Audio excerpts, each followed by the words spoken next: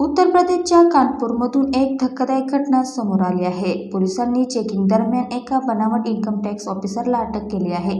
तो गेल्या 8 महिन्यांपासून खोटं आयडी कार्ड दाखवून इन्कम टॅक्स ऑफिसर असल्याचं सांगत होता. तो अधिकारी असल्याची बतावणी करून लोकांना धमकावण्याचा प्रयत्न करत असल्याची चौकशीत उघड झालं.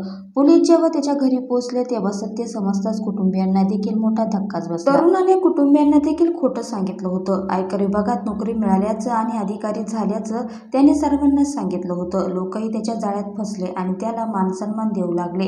मात्र आता आरोपीचा पर्दाफाश झाला. आचारसंहिता लागू झाल्यानंतर कानपूर पोलिसांनी शहरात चेकिंग सुरू केली.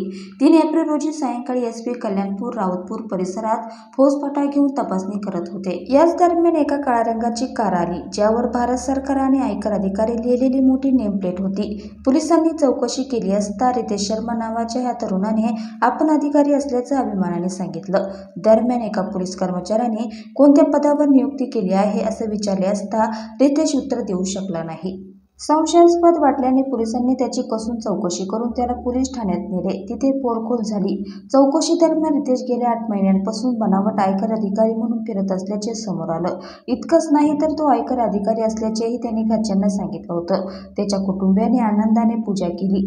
200 ते 250 लोकांना बोलवून मोठी पार्टी देखील केली होती. रितेश शर्मा रोज कामाच्या वेळी घरून निघायचा आणि संध्याकाळी परतायचा. आधी बाईक होती, पण नोकरीच्या बहाण्याने वडिलांकडून गाडी घेतली. तुमचा मुलगा आयकर अधिकारी आहे असे त्याने वडिलांना सांगितले. तो बाईकवरून गेला तर बरं दिसणार नाही. मिळालेल्या माहितीनुसार रितेश परीक्षेची तयारी करत होता. तयारी करूनही निवड न झाल्याने त्यांनी बनावट अधिकारी बनण्याची योजना आखली.